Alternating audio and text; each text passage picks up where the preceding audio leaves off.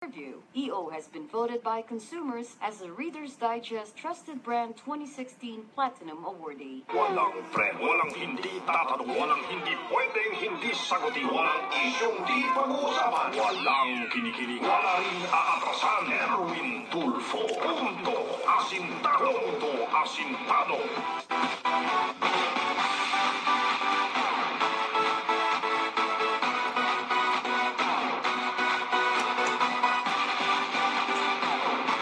Ay, magandang umaga, Luzon, Visayas, Mindanao.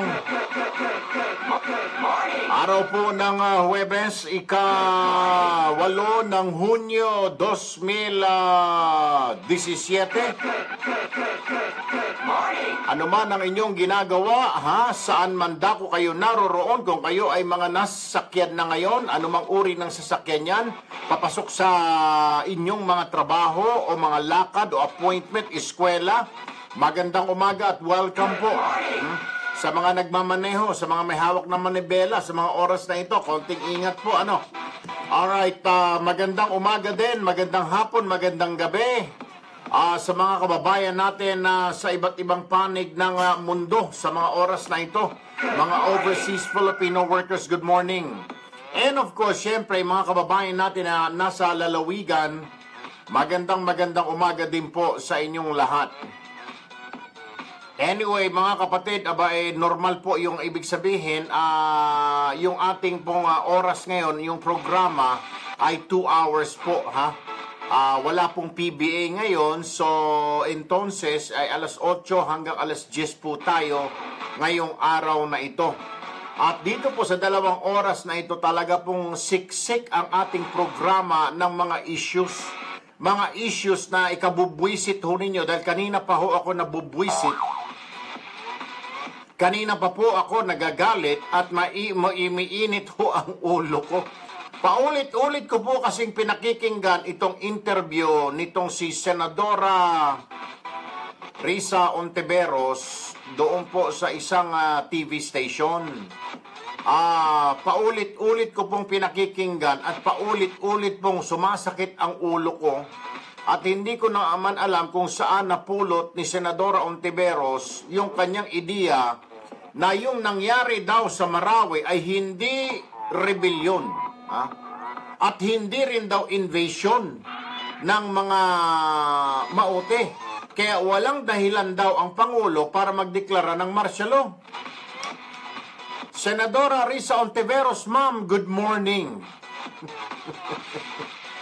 Kung hindi po rebellion yon, kung hindi po invasion yon, what is it? Ano pong tawag ninyo? Robbery hold up, ganun po ba? Jesus Mario Josep, Panginoong kong langit, madam. If it is not an invasion and not a rebellion being committed by the Maote group, what do you call it then? Hindi ko po maisip, ma'am. Kanina po pa, binabaliktad ang diksyonaryo at hinahanap ko ang ibig sabihin, yung ginawang paglusob. Okay?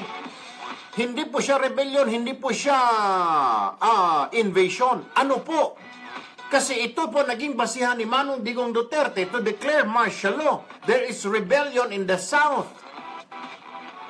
Ay, hindi ko po alam, ma'am.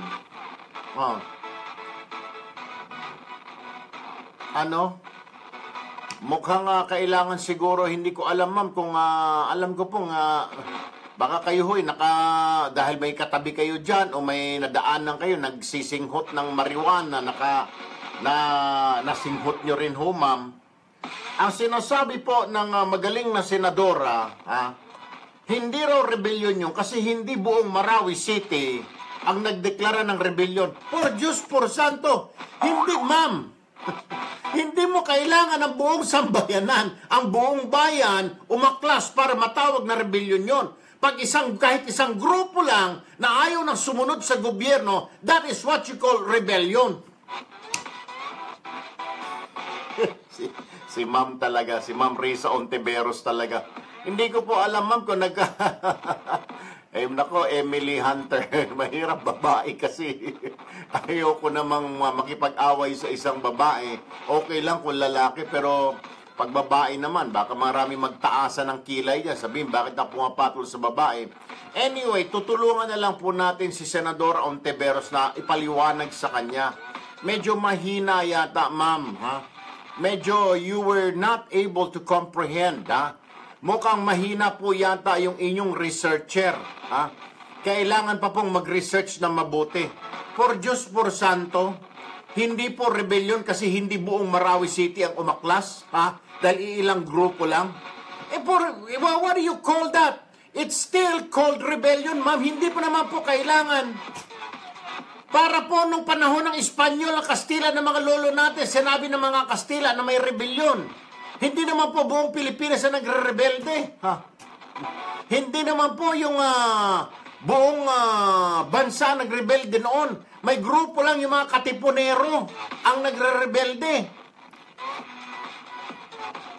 Ma'am, it doesn't have to be like 100,000 people or yung buong Metro Manila o buong Marawi ang kailangan may dalang baril, ang itak, ang aaklas. Enough na po ang ilan, 6, 7, 8, 9, 10 people or an army or a group of armed men saying that they're defying the government, the laws of the land. It is called rebellion. Nagre-rebelde. Basahin niyo po yung diksyonaryo ninyo. Malalaman nyo kung anong ibig sabihin ng rebellion. Hindi ko po alam kung saan po napulot ninyo, Senador Ontiveros, yung ideya ninyo ng rebellion. And then you're also saying that it is not also an invasion, hindi pag-atake. Anong ginawa nila? Namasyal lang. Namasyal lang yung maute sa Marawi. Naglalakad-lakad, may dalang baril. Uy, nasa Marawi na pala tayo. Ma'am, I don't know if it is not invasion. So, ang ibig nyo pong sabihin, yung maute, nakarating sa Marawi, na madalang baril, naglalakad-lakad, pagkatapos, uy, nasa Marawi na pala tayo. Senadora naman, ma'am, my goodness. Mamaya ho, pag-uusapan natin yan, ay, nako, Diyos ko pong pineapple bayan. Sumasakit ho ang ulo ko. Hindi ko alam kung, I know, Joanne, I know, Easy, I know. Ay, hindi ko talaga maintindihan. Hindi ko talaga maintindihan. Ay, ito, isa pa. Dagdagan na rin natin, ha? Total, nariyan na yan, ha? Ito pa, isang miyembro ng Dilawan. Isang miyembro ng Liberal. Pero nakakulong na ngayon. Si Senadora Laila de Lima ay maaring sasabit po, ha? Or maaring sumabit dito sa kaso ng Resorts World. Bakit kanyo? Alam niyo ba, nung siya ay Justice Secretary niya, Justice Secretary pa siya noon, inalis niya ang pamamahala, ha? Ang pagpapatupad ng mga fire safety codes, ha? Sa mga casino, sa kamay ng Bureau of Fire Department, ha? Inalis ni De Lima. Bagkos ito ay ibinigay niya sa Philippine Economic Zone Authority o PEZA. So entonces, yung mga dapat mag-inspeksyon ng mga fire sprinkler, mga fire extinguisher, fire exit, ay inalis niya sa kamay ng Bureau of Fire at nilagay niya sa Philippine Economic Zone Authority, sa PEZA. Ano naman ang kinalaman ng PEZA sa mga sunog na yan? Hindi naman sila na-train dyan. Ang PEZA ay magpapatakbo lang, ika nga namang import-export production sa isang lugar. Hawak nila yung mga Soviet Clark na yan. Ibibigay mo sa PEZA ang pagmamanman ng mga sunog, mga fire exit. Wala pong iniwan yan, talagang magkakaletse-letse yan.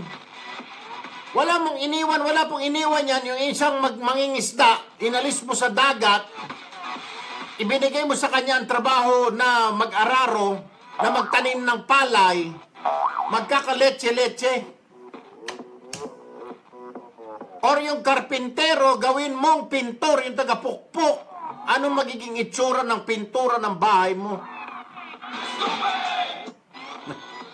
O yung dentista, sabihin mong mag-opera ng tao na ika nga sumabog yung appendix. Dentista mag-opera. Naturalmente, magkaka-leche-leche at magkaka-hetot-hetot. Isa pa rin itong may kulang yata sa ulo itong dilema na ito. Yan po ang nangyari at yan ang sinasabi ni Secretary Vitaliano Vitaguirre ng DOJ. Dapat imbestigahan din itong si Dilima dyan sa kaso ng Resorts World. Bakit? Kasi nga, di ba, marami yung namatay. 38, kasama na yung suspect. 38, 37, namatay sa paglalanghap ng usok na suffocate. Ang tanong ni Manong Duterte, Manong Digong, kulang ba ang fire exit? Nasaan? Bakit di sila nakalabas? Bakit hindi gumana ang fire sprinkler? Manong Digong, Sir, Mr. President, ang sisihin mo ang Dilima. Kasi inalis niya yung mga pag-i-inspection pala ng mga fire safety standards sa Bureau of Fire. Bagko sa ito, inilagay niya sa PEZA. Isa pa rin pulpul. Dalawa ng pulpul. Ay, pasensya na ho kayo talaga mga kapatid. Oho. Araw po ng mga pulpul ngayon. Pero mamaya po, tuturuan natin. Hindi naman po natin pwedeng tawanan, di ho ba? Sabi sa atin, nung tayo po ay nag-aaral pa ng mga teacher natin. Kung yung katabi mo ay mahinang ulo, huwag mong pagtawanan, bagkus ay turuan mo. So, ganun po ang gagawin natin ngayong umaga mga kapatid. Turuan natin little by little, piece by piece, si Senadora Risa Ontiveros at Senadora Laila de Lima. Kasi nga po, kahit paano, Pilipino pa rin ho yan. Nakakahiya po niya, baka pumunta ng ibang bansa, baka sabihin, lahat yata ng mga Pilipino bobo at estupido. Kaya ang nararapat lamang na turuan po natin itong dalawang mambabatas natin kung ano po ang tama at mali. Mukhang hindi na po nila alam. Senadora Ontiveros, mamaya po ma'am ha. Makinig po kayo, kumuha kayo ng ballpen papel and I will teach you and I will tell you what is rebellion and what is invasion. Alright? Not, I don't know where you got your idea or your thoughts or your opinion about that rebellion you're talking about that invasion. The mere fact that you said that it is not an invasion and it wasn't a rebellion or it is not a rebellion the Maote are doing right now in Marawi, I don't know. I don't know where you got that. I don't know which planet you came from, ma'am. At ikaw naman, Dilima, magkano ba ang dahilan? Ano ang dahilan mo naman? Bakit mo inalis sa Bureau of Fire yung pag-iimplementa ng Fire Safety Code Standard ng isang gusali? Diyos ko po talaga naman. Itong ating bayan na pupuno pala ng mga engot at tanga. Alas 8:16 ng umaga, isa pang pag-uusapan natin sa dali. Mabilisan na lamang ito. Idulog mo bes. Ito po yung bagong segment natin. Mga problema ng mga kababayan po natin na sa iba't ibang panig ng mundo na ipinarating po sa atin sa Facebook page po natin. Mula po kay Mirna po ito. Binaligtad niya na yung pangalan niya, Mirna Salvador. Humihingi ako ng tulong para sa isang kababayan natin sa Saudi Arabia. Dinala siya ng amo niya sa agency at kinuha siya ng police sa agency po. Tulong po, madaling panahon po. Baka anong gagawin sa kanya sa kulungan. Salamat po. Alright, Mirna Salvador, standby lamang ha. Ikay aming sasagutin niyang iyong panawagan. At meron pa po, marami ho tayo. Mga idulog mo bes, mga ating pong sasagutin, ating pong tutulungan ASAP, ika nga. Bueno, mga kapatid, oras po natin, 8, ano pa? Ito yung pangalawa, mabilisan na lang. Mula kay Christine de la Cruz Simon, pakitulungan po, pinsang ko, nasa Kuwait po siya ngayon, binubugbog po ng amo niya. Alright? Alam niyo mga kapatid, siya nga pala paghapon po, pagbandang alas 5 po ng hapon sa PTV4, guest po tayo doon, guest host po ang inyong lingkod. Kasama po si Tol Ben at paring Alex Santos sa programang Kilos Pronto. Yung programa po na yun handles mga problema po ng OFW. Hindi lang po yun.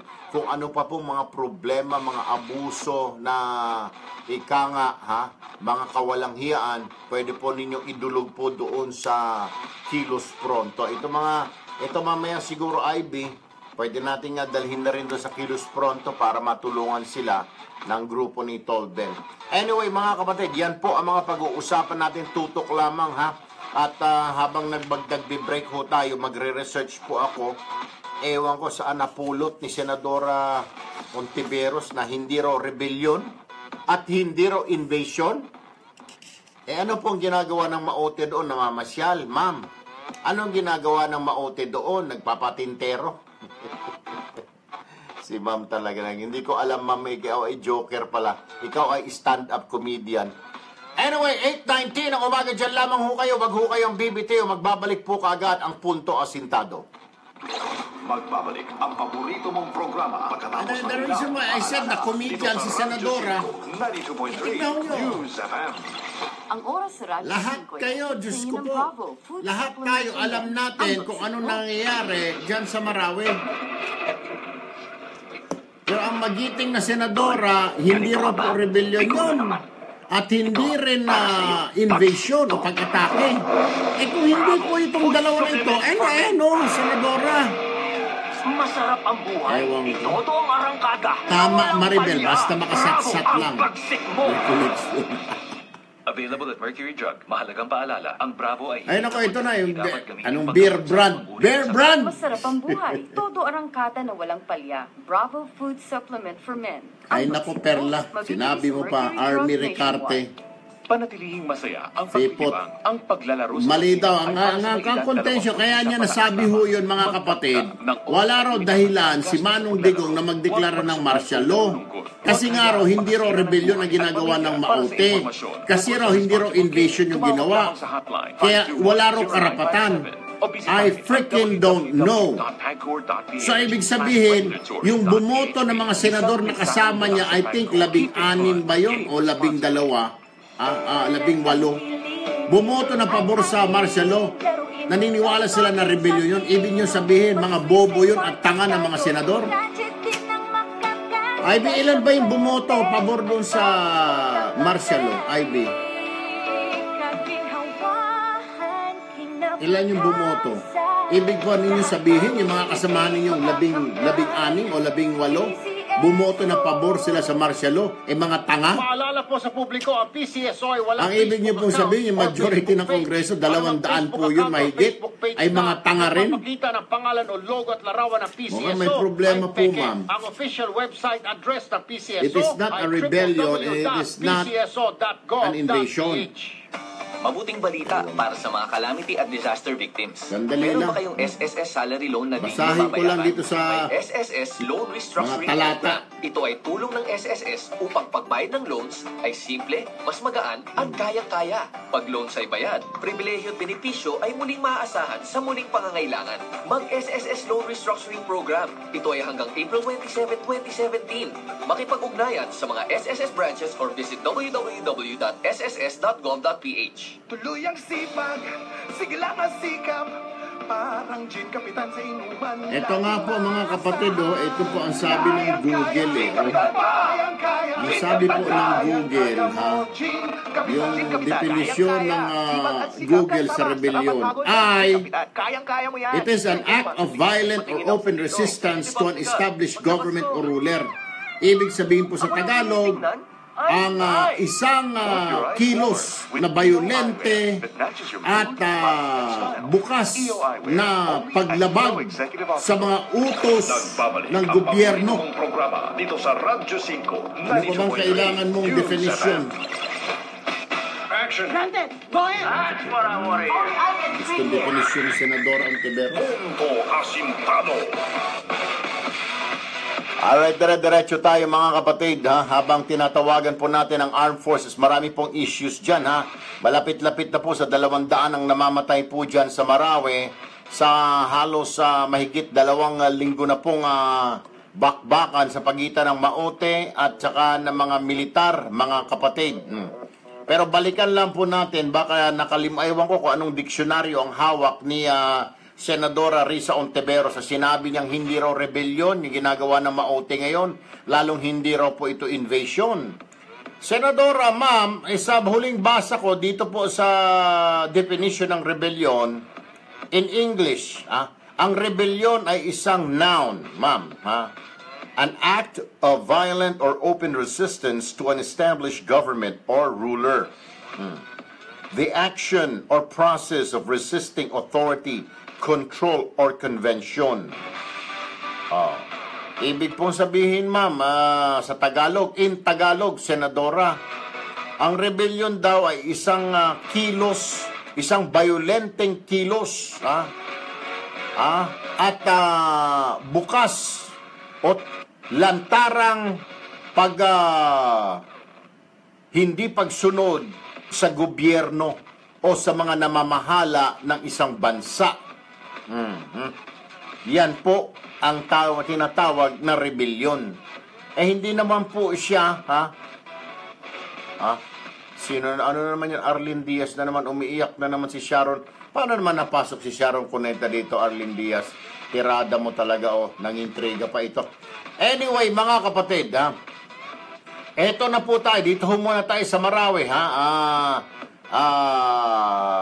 yung issue po dito sa Marawi, like I've said, 134 na po ang kabuang bilang ng nasawi sa Maote. Very good. Sana madagdagan pa yan. Tapos, ito po nakakalungkot, 39 naman po ang namamatay sa mga sundalo natin, sundalo at pulis. 20 sibilyan. So far, 115 na naarmas na na-recover ng militar mula sa mga teroristang grupo. 1,545 na sibilyan naman ang nailigtas. Pero may hawak pa rin po silang mga hostages, kabilang na po yung pare. Hindi pa po malaman kung saan na po dinala nito yung mga hostages. At 75 million pesos ang na-recover mula sa mga ewan ko. Sabi ni Ontiveros, hindi naman daw mga rebelde, hindi rin mga nag-invasion. Sige, mga turista. Tawagin na lang natin, ma'am, na mga turista. Hindi naman rebellion ang ginagawa nila. Lalong hindi rin naman na invasion, paglusob. Di turista na may dalang armas, armado. Ay, Diyos ko po naman talaga, alas 8:26. Alright. Yan po ang mga nangyayari dyan. Wala ba tayo? Yung ating reporter on the ground, Ivy. Oo, kausapin natin at nandoon na yung ating reporter. At nalalaman niya yung mga pangyayari doon. Ay, problema na nga na malaki itong sa Marawi, dadagdagan pa nito sa bagay, nakakatuwa lang ito si Senador Ontiveros sa kanyang mga pinagsasabi, pinagyayaw-yaw, na wala namang katuturan. Alam niyo ho, ma'am, yung, when you said that, para po kayong napadaan sa isang kwarto na punong-puno ng mga nagmamariwana at nasinghot nyo rin, gang fight lang. Siguro nga. What Maote Group are doing is not rebellion. I believe they're only doing what they think is right. Yan po ang sabi ni Senador Ontiveros. These people has a belief, a conviction that push them to move forward. Maaring pagod na sila sa mga nangyayari sa lipunan, at least they have the motivation. We should be inspired of what they are doing. They are the epitome of courage and resilience. Ha?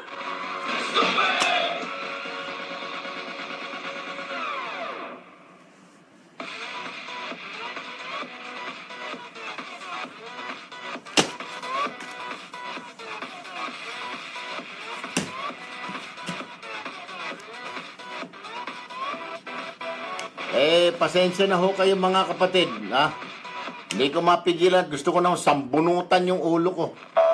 Ay, Diyos ko po naman. Dapat para huwaran daw ito ng resilience. Huwaran daw ng courage. Baka discourage. Anong courage na pinagsasabi mo? Itatak ko sa ulo mo, iglagay ko discourage Courage ka. Nako. Anong courage doon?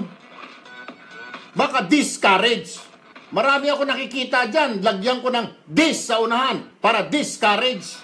Discourage yung mga tao, Ontiveros. Hindi courage. Anong courage sa pinagsasabi mo? Discourage. At saka resilience. Anong resilience? Nagsilayasan na nga. Hindi ba nga sila pinapalayas? Lumayas na sila. Lumayas na yung mga residente. Mariusep, resilience, utot mong blue. Isa ka pa. Anyway, nasa linya po ng ating telepono si Colonel Edgar Arevalo, ang Chief ng Public Affairs ng Armed Forces. Magandang umaga po, Colonel Arevalo, sir. Magandang umaga sa iyo, Erwin, at sa iyong mga tagapakinig. Good morning. Sir, hingi lang kami po ng update sa mga nangyayari sa Marawi ngayon. What is the status now? May mga, alam ko na ilang porsyento na lamang, I think 10% or less na lang yata na control nila na area, packets of resistance na lang, tumatakbo na itong mga ito. Pero can you give us at this time, yung latest po na what is happening on the ground? Opo, ang latest natin ngayon, Erwin, ay pagpapatuloy pa rin ang ating tinatawag na pamamaraan o peace corridor upang mailigtas pa natin ang mga iba pang civilian na naiipit dito sa bakbakan. Sa ngayon, umaabot na sa 1,561 ang pinakahuling bilang ng ating nai-rescue sa mga civilian. Samantalang sa mga kalaban naman, usually sa ngayon ang ating report, 124 na ang confirmed na patay sa mga kalaban. Ay, dapat na sana sir, madagdagan pa. Oo nga po eh. Pero may mga sumusuko naman sir, may mga sumusuko din. Sa ngayon po, wala po pa tayong may re-report na ganyan. Okay. Inaasahan po naman natin yan that they will really fight it out. Right. Mga corner na ho yata sila, kaya talagang no choice na sila na either manlaban na lang sila, alam nila talaga na dudurugin sila, o sumuko na siguro. Sir? Actually, tama po yan, Erwin. They're doing their last stand and unfortunately, doon nila ito ginagawa sa mga places of worship, mga mosque natin dyan sa Marawi. And apart from that, ang ating pong mga nadidiscovery na talagang well-entrenched ang kanilang mga positions, may mga machine gun nest sila tungkol sa mga sniper positions na formerly inoccupy nila. Katunayan, yung pong pera na na-recover natin, yung 52 million in cash at around 27 million paychecks, yan po ay nabawi ng ating mga Marines. Yan po sa huling labanan nila with the Mauti ISIS group na naka-occupy sa isang machine gun nest. So, tumakbo po sila, naiwan po yan at na-recover po natin. And what is more telling, Erwin, ay ang mga shabu paraphernalia, marijuana na ating nare-recover dyan sa mga areas that they once occupied after the clearing operations natin. So, inaasahan talaga natin, apart from being extremist. Ibalik mo nga doon sa yung sinabi niya. Ibalik para kaya ko lang na reaction si Colonel Arevalo. Natin sa ating mga kalaban. Kaya nga ganito lang ang ating pagsisikap na mailigtas natin ang mga sibilyan buhat dito upang hindi na ito maging isang malaking bagay na kailangan natin isalang-alang sa ating operasyon. All right, Colonel, before we let you go, sir, thank you for that update.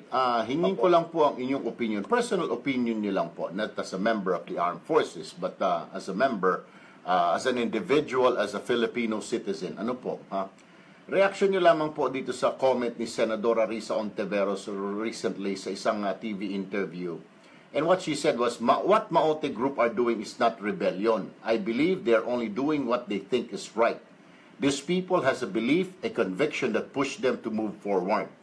Maaring pagod na sila sa mga nangyari sa lipunan, at least they have the motivation. We should be inspired of what they are doing. They are the epitome of courage and resilience. Sir, kanina gusto ko nang sambunutan yung sarili ko, sinambunutan ko na nga eh. I really cannot understand. Ano po ang thoughts ninyo dito? Ang Maote raw ay epitome of courage, ha? Ika nga, huwara ng katapangan at resilience, pakikibaka. Alam po ninyo, Erwin, at sa ating mga tagapakinig, malaya po tayo na mag-espouse ng anumang belief, anumang paniniwala, at anumang prinsipyo sa buhay. Subalit sa kabila po ng karapatan na yan, ay responsibilidad po naman natin at obligasyon na igalang din naman po ang karapatan ng iba, ang buhay ng iba, ang ari-arian ng iba, at ang pananaw din po ng iba. The moment po na yan po ay ating in-outstep o in-overstep, sabi nga po nila, your right ends where the right of others begin.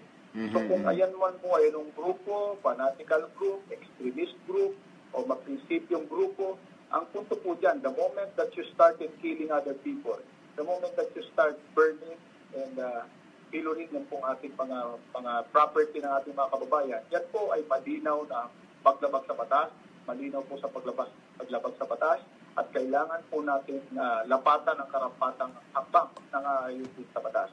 So yan pong ating panindigan dyan, hindi po natin hahayaan yan na habang may mga niyang grupo, anuman po ang kanilang paniniwala, ay hindi po natin hahayaan na kanila pong sirain ng ari-arian, patayin ng mga tao sa pamamaraan po na tunay namang karipari-mari at hindi na tao ang kanilang pag-iisip.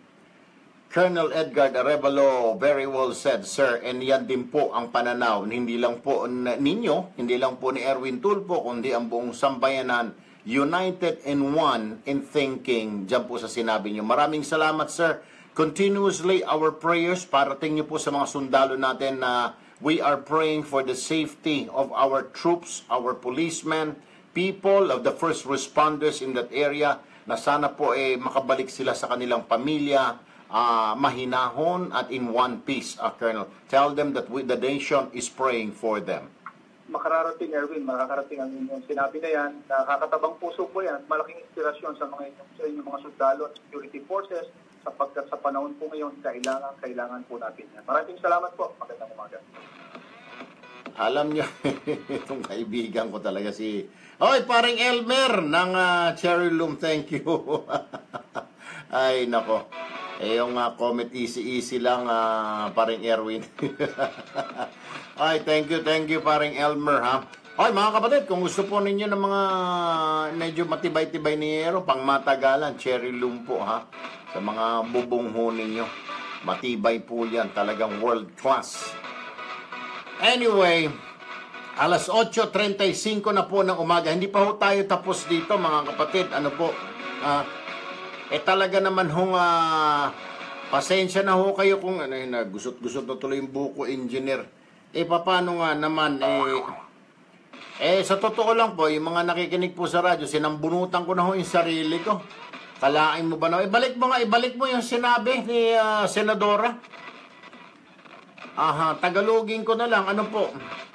Ito raw maote, yung kanilang ginagawa ngayon ay hindi rebellion. No, in Tagalog. Ako ay naniniwala na ang kanilang ginagawa ay tama. Quote-unquote po yun. In English ko lang po, I believe they are only doing what they think is right. Ako ay naniniwala na sa tingin nila ang ginagawa nila ay tama. Ang mga taong ito ay may paniniwala at conviction na nagtulak sa kanila para umusad, to move forward.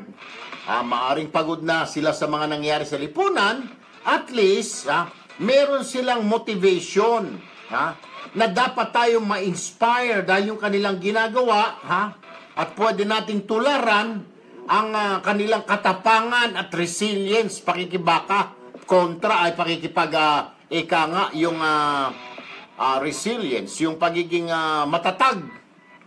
Sus Mariosep, hindi ko maintindihan naman, Diyos ko pong Panginoong kung langit, bakit mo naman nasabi yan?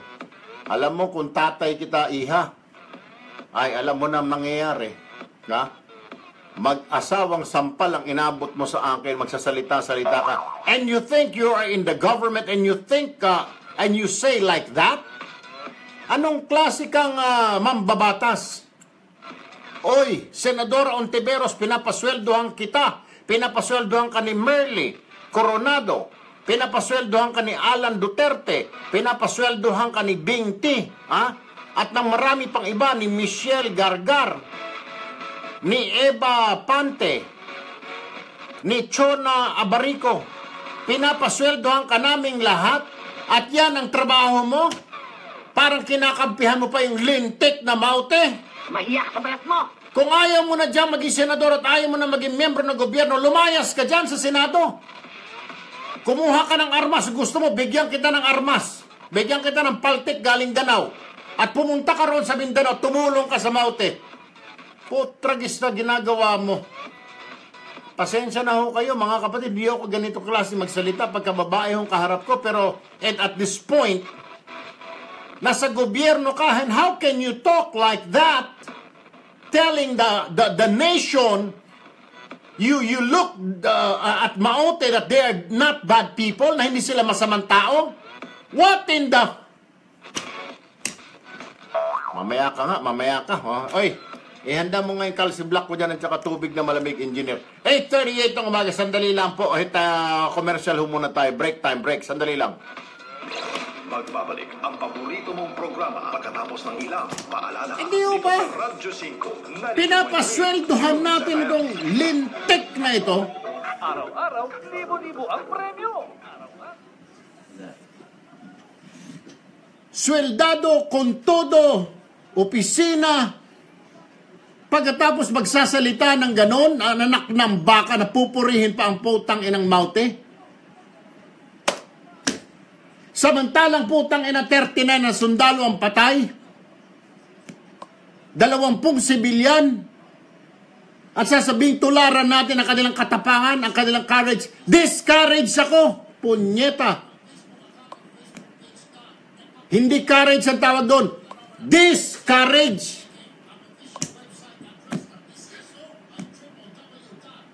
Resilience? Anong resilience doon? Putang ina niyan. Pasensya na ho kayo mga kapatid. Hindi ho ako nagmumura in public pero what the fuck this person is saying na parang idiniidolo niya pa ang maute. Tang ina, ang daming pinatay na mga putang inang maute. What the fuck is wrong with you, Senator? How can you talk like that? These are the enemies of the state. Kalaban ng Estado. Miyembro ka ng Estado as a senator. How in the fuck you can say na they are the epitome of courage and resilience? Ma'am, para mong sinabi yung pumatay sa kapatid mo, pumatay sa nanay mo o tatay mo, sasabihin mo suddenly, ay, huwaran siya ng katapangan at resilience. How can you say that? Pumatay ito ng kamag-anak mo. Being a Filipino, yung mga napatay nila ay Filipino. We are like one family, Senadora. We are one family. Ang apelido, sabi ko nga, ang apelido natin ay Filipino. Erwin Filipino, Risa Filipino, Ning GM Filipino. We are one. We are Filipinos. We are one family. Entonces, kung may pinatay sa atin, it's like may pinatay na kapatid mo. Can you call yung pumatay sa kapatid mo as courageous? Uy, matuwaran siya, nakatapangan. Pinatay na yung kapatid mo o tatay mo, nanay mo, sasabihin mo pa rin, huwaran ng katapangan, iniidolo ko sa katapangan. Putang ina niyan. How in the fuck did you come to that conclusion? Sons of bitches. I do not know. I am shocked. Kahapon ko pa ho naririnig ito mga kapatid na si Senator Ontiveros daw nagpa-interview. Akala ko naman fake news. Kanina, finally, napanood ko po yung transcript, yung interview, yung buod ng interview niya sa TV. Sa UNTV ko napanood. Kaya maging yung nag-i-interview sa kanya, natataranta eh. Hindi makapaniwala eh. Amang, sumaludo ka muna rito. Buti pa ito si General Amang. Yeah. Okay, very good. How can you? Di ho ba? Yun na nga, Robin. Gusto ko na maniwala, Robin Rivera. They want to support the fucking terrorists. Siguro nga, baka nga. Ay, gusto ko, Elena. Kung pwede lang, Regina Villadiego. What in the fuck is wrong with this? What is wrong with this picture? A government official, senado ka kahit na opposition ka, Senador Ontiveros, kahit na ikaw ay Liberal Party o ano bang tawag sa grupo mo, ikaw ay gobyerno pa rin. You are a senator. You are a legislator. And you do not have the right, and that is wrong what you just said. na the Maote is the epitome of courage and resilience. How can you praise an enemy? Anong nagtulak sa'yo na purihin ang kalaban? Sabihin mong matapang sila, huwaran sila ng katapangan at resilience? What in the fuck do you mean by that?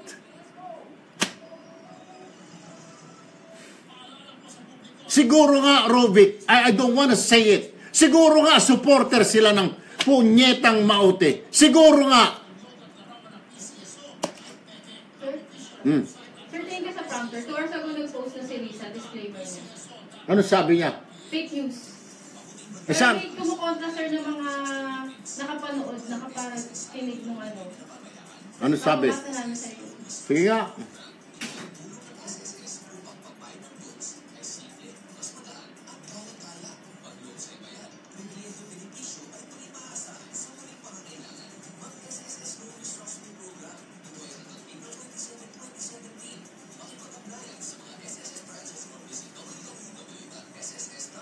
Hindi, sa taas, okay? Alright. Binawi na raw niya ngayon. Alright. Sabi ni Senadora Ontiveros sa kanyang post ngayon, fake news alert. While the siege in Marawi is ongoing, some elements still choose to manufacture fake news and attribute malicious quotes to those who oppose the martial law in Mindanao. Oy, tawagan nga si Daniel Rason para magkaalaman natin kung fake ba yun o hindi yung mga sinabi niya. Kontakin nga yung UNTV. IB, para magkaalaman na tayo dito. Sinasabi niya fake news. May mga nagsasabi na hindi. Pero nagpa-interview talaga siya. Ewan ko. Tawagan, IIB.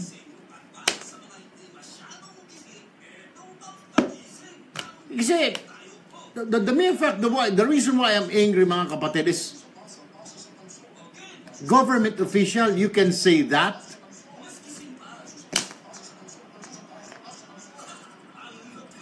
She said, the thing that Maote did in Marawi is not rebellion or invasion.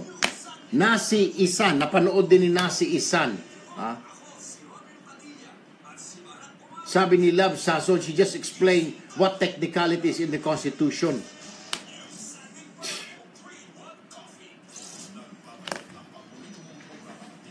Jusinko, 92.3 News FM. Tulfo. Punto Asintado. Alright mga kapatid, tuloy-tuloy ho tayo. Ngayon, 2 hours ago, sa kanyang Facebook account, sinasabi po ni Senadora Ontiveros, dahil binabakbakan na po siya, kaliwa kanan na ho eh. Pati na ho tayo rito, talagang kasi nga, ha? But anyway, ito po ang sabi niya. Fake news alert. While the siege in Marawi is ongoing, some elements still choose to manufacture fake news and attribute malicious quotes to those who oppose the martial law in Mindanao. The Maote Group siege in Marawi is an act of terrorism. Senator Risa Ontiveros condemns all acts of terror and is fervent in pursuing peace. Hindi natutulungan ng fake news ang ating mga kababayan ngayon. Huwag po tayong ma-fall sa mga fake news. Paasahin lang tayo, hindi naman pala totoo. #fake zone. Alright.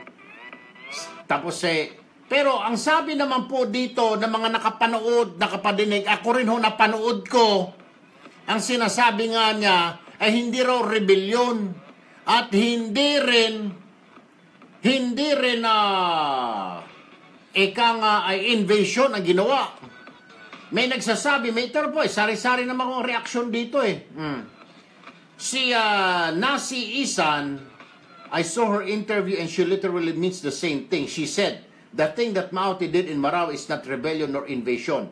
Ano sa tingin niya tawag doon? She's mentally sick. And as if she's portraying to be the defender of those rebel groups.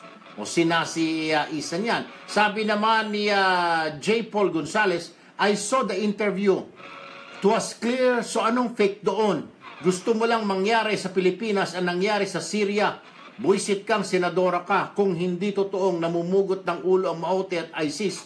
Harapin mo sila, puntahan mo sa Marawi, ang galing mo O yan, nasabi po ng mga reaction po ito May mga nagsasabi, ito interview ito Paano naman ito?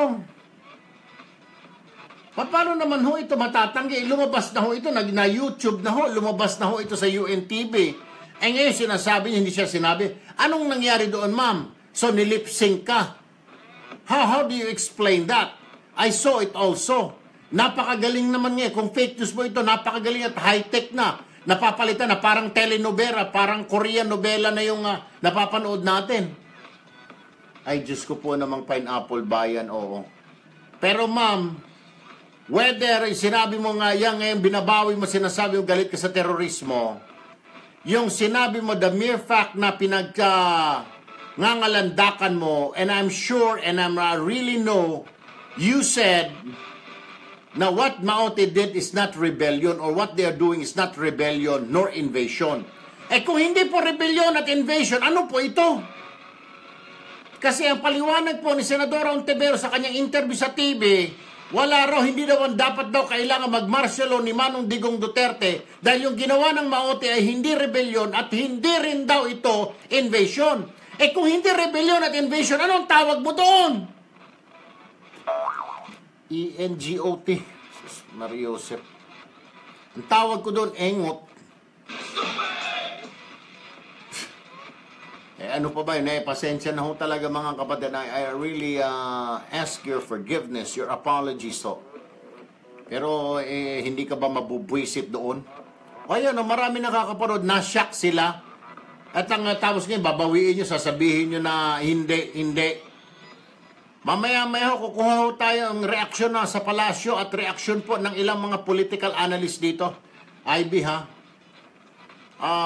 Habang tinatawagan ni IB ang mga political analyst at reaksyon ng palasyo rito ng spokesman ng sa ganito kasi may nagtatanong ngayon ho dito. Itong mga sinabi niya, hindi po ba siya pwedeng kasuhan dyan? Kasi parang pinangangalandakan niya at parang pinupuri niya pa ang kalaban. Wala raw bang kaso, ha? Ito pong nag-text sa akin sa cellphone ko, wala daw bang pwedeng ikaso dyan kay Senadora Ontiveros dahil parang pinapanigan pa ang kalaban. Mamaya kukuha tayo ng legal expert, kukuha po tayo ng political analyst, kukuha po tayo ng tiga Malacanang, reaksyon po nila sa mga pinagsasabi ni Senadora Ontiveros. For the meantime, mga kapatid, dito muna tayo, importante din po ito, ha? Habang tinatawagan ni IB, itong mga political analyst, abogado, kung makakasuhan ba o ng DOJ, habang tinatawagan niya si Justice Secretary Aguirre, kung pwede ba siyang kasuhan ito, sandali lamang mga kapatid kasi, alam niyo, kahapon ko pa sinasabi yung balita nung isang araw, yung Saudi at Qatar nag-away, inaakusahan po ng Saudi ang Qatar na sumusuporta sa terorista. Buti pa ang Saudi. Galit sa terorista, galit sa mga ganyan. Yung kilala natin, Diyos ko, sasabihin, huwara ng katapangan. Yung kalaban, punyemas. Anyway, wala pa. Ito po ang nangyayari ngayon. So, ang sabi po ng Department of Foreign Affairs natin, yung may mga kaanak po dyan sa Qatar, naka-ready naman po ang contingency plan daw ng Department of Foreign Affairs para kung lumala po raw ang sitwasyon doon sa Qatar ay pwedeng i-evacuate ang mga kababayan natin doon ng ating pamahalaan. Ha? Nakaantabay naman po ang DFA, naniniwala ho ako dyan. At the same time, ang Department of Labor naman, ang kanilang pahayag po dyan ay yung mga may kontrata at nagtatrabaho doon, patapusin na lamang. Pero sa ngayon, wala po munang paaalisin papuntang Qatar. Yan po ang utos ni Secretary Silvestre Bello III. Kung ikaw ay manggagawa at ikaw ay pupuntang Qatar, yan po ay pinagbabawal muna ng Department of Labor. So yung may mga kamag-anak po dyan na alam na nagpa-processing papuntang Qatar.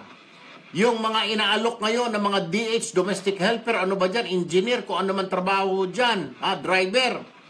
Wala raw po muna sa sabi ng Department of Labor na papaalisin na Pilipino papunta sa Qatar. Yung mga naroon na papatapusin na lang yung trabaho nila at pauwiin. Ang gobyerno natin, ang DFA, nakamonitor 24/7 sa sitwasyon na yan, lumalala ng lumalalaho. Ha? Ang Saudi Arabia ay marami ng kakampi rito at naniniwala na ang Qatar ay sumusuporta sa terorismo. Ang kakampi na lamang ng Qatar ay itong Kuwait. Ha? Yung Kuwait po ang namamagitan sa pagitan ng Qatar at saka Saudi. Anyway, mga kapatid, sige, alas 8:53 ng umaga, kunin mo yung mga abogado. At marami kasi nagtatanong na dito, IBO, pwede ba talagang kasuhan yan? Ayun, sabi ni paring Mike, pwede bang kasuhan yan paring Erwin dahil government official siya at pagkatapos ay kumakampi siya sa kalaban? Sandali lang, Mike, ha? Tumawag ka ng attorney nga dyan. Kundi yung abogado ko, yung abogado natin. Oo, Attorney Borja, magaling ito. Criminal lawyer ito, ha? Kunin natin ang reaction niya rito. Ano ba ang masasabi ng mga legal minds? And syempre, ano ang epekto nito sa pagiging politiko o politician ni Senador Ontiveros? Anong reaksyon ng kanyang mga supporters? Mukha po doon sa kanyang post, may mga supporters na pinagtatanggol siya at sinasabi na ipinapaliwanag lang daw ng senadora ang konstitusyon. Naroon na ho tayo. Pero wala pong sinabi sa konstitusyon na pag nilusob mo ang isang lugar, may pinatay ka ng mga tao doon na hindi rebellion ang tawag doon. Then what do you call that? Ewan ko, mga kapatid.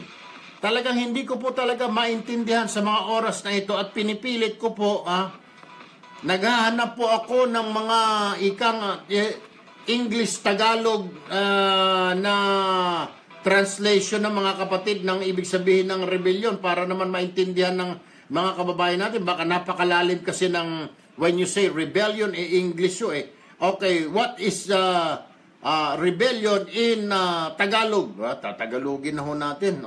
Kung ano na ba itong Sus Maria Josep? Paghihimagsik. Ayun, yun ho ang tama. Paghihimagsik. Okay.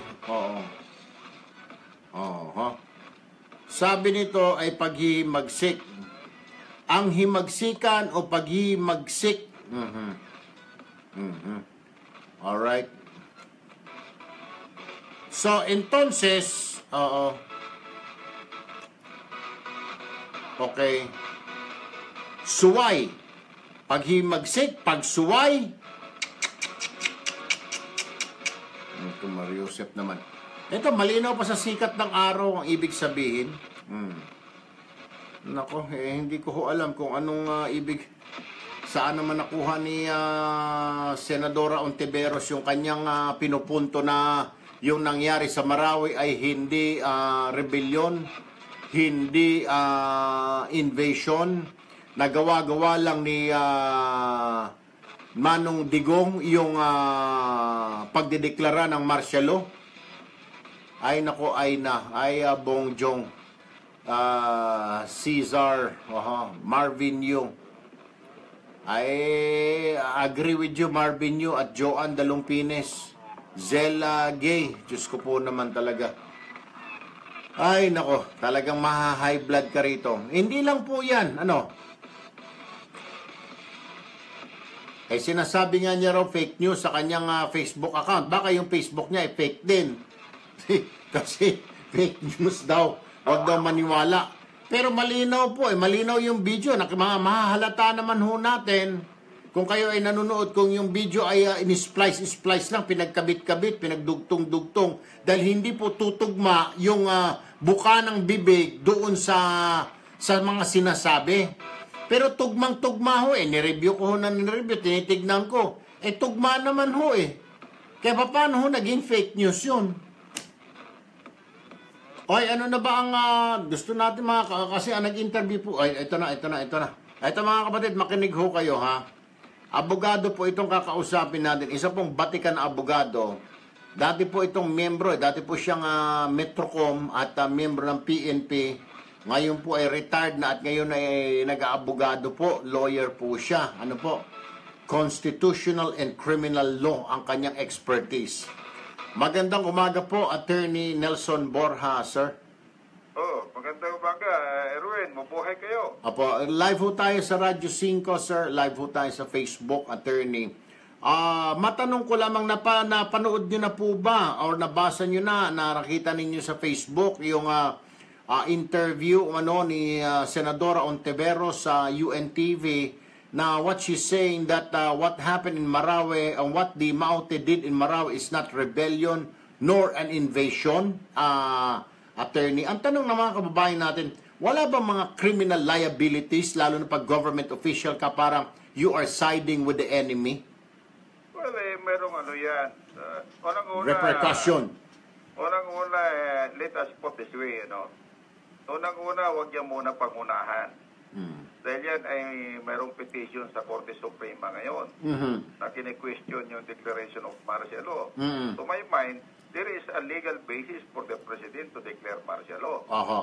Kasi nakikita mo naman, unang-una, we're not there from the Mindanao, Opo. Ang nakakaalam dyan si Presidente mismo at noon pa, dahil unang-una, nagiging mayor siya, alam niya ang nangyayari sa Mindanao. Opo. Pangalawa, ang mga political leader sa Mindanao ay suportado siya. Wala maski isang politiko diyan sa Mindanao na nag-o-object sa proclamation niya. Maski sa Kongreso, lahat-lahat sila. Maski yung mga opposition group ay sumang-ayon sa declaration ng martial law. So ito, hindi ko maintindihan. It surprised me kung bakit si Senator Ontiveros ay nagsalita ng gano'n. Pangalawa, ay nagkaroon ng petition sa Korte Suprema na sinasabi nila walang rebellion. So, huwag niyang pangunahan ng Korte Suprema. May nagtatanong dito, sir. Kaji, that's what we're going to do. IB, paki-counter-check ulit sa UNTV. May nagtatanong dito, sir, pwede mo ba siyang ma-cite dyan for contempt? O may nagsasabi naman, pwede ba siyang ma-cite ng inciting to sedition, rebellion? Attorney? Well, kung pangungunahan yung Korte Suprema na there is a pending petition, ay pwede siya i-cite ng contempt, Kasi yun nga sinasabi ko na nasa Korte Suprema na yan, so huwag yung pangungunahan. Pangalawa, mayroon tayong provision diyan sa rebellion na yan, sa mga inciting to sedition, na kung meron kang participation na medyo nagsusuporta ka, o kaya nagpipinance ka, o kaya tumutulong ka, or any manner na nakaka-incite doon sa mga criminal rebellion or sedition, talagang mananagot ka rin. So, tingnan natin later on kung ano ang magiging hakbang ng Department of Justice dyan, na baka mamaya she will be subjected to an investigation. Alright. Maraming salamat po, Attorney Nelson Borja, for that opinion. Good morning po at mabuhay po kayo. Tawag po ako sa inyo mamaya, Attorney. Okay, salamat. So, pwede nga po, dahil yan po ay may kaso, yan po ay ngayon nakabinbin yung kaso na yan sa Korte Suprema, pwede. Yung tinatanong po ninyo makakasuhan po, pwede, sabi ni Attorney. Contempt, dahil nangingelam siya, wag niyang pangunahan ang Korte Suprema.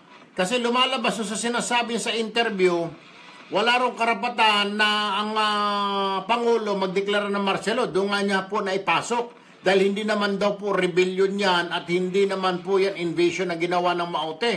Samantalang ang kaso na yan ay nakabinbin sa Korte Suprema. Dahil may mga petitioners po ngayon, may mga petitioners po ngayon na kumukontra niya, kagaya niya. Yung mga dilawan, naalala ho ninyo?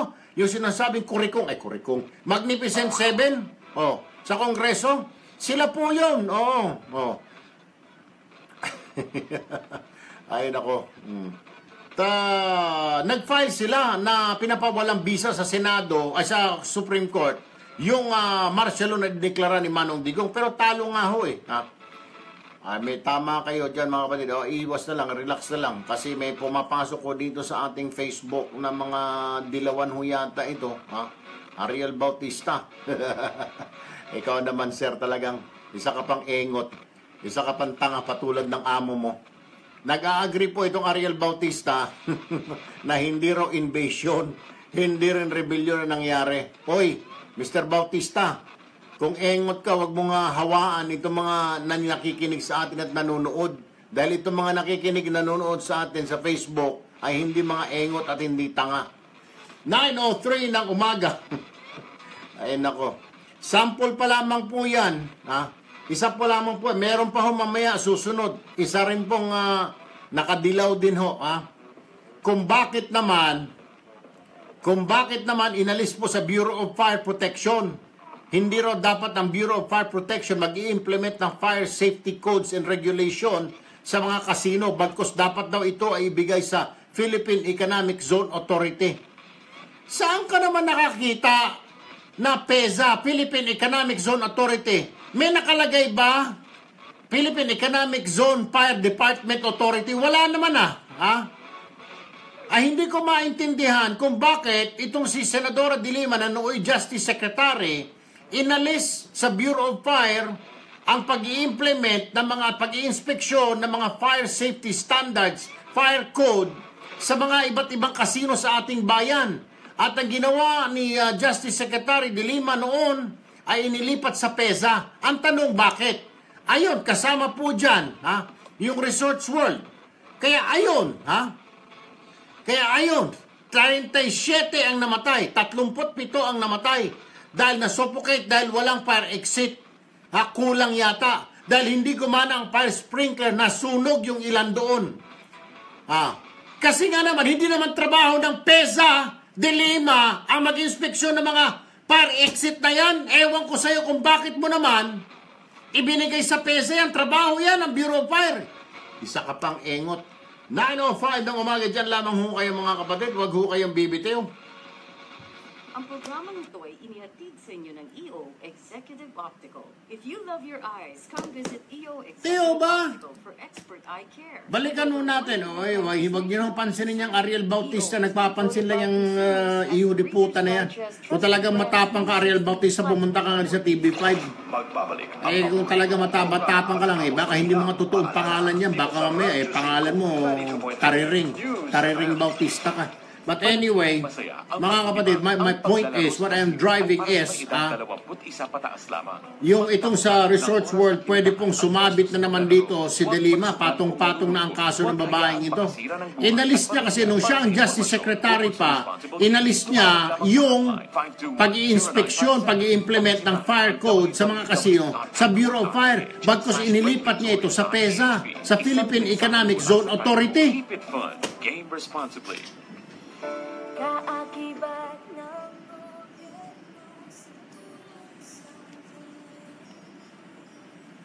Isa pang problema ito.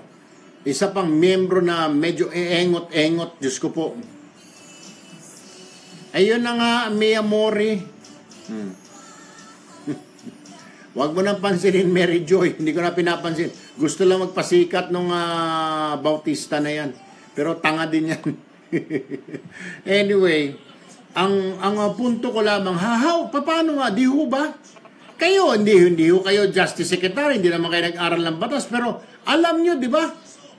Pag it is about fire safety inspection, mga fire code, fire implementation, Bureau of Fire, dahil pinag-aralan nila, trabaho nila yan.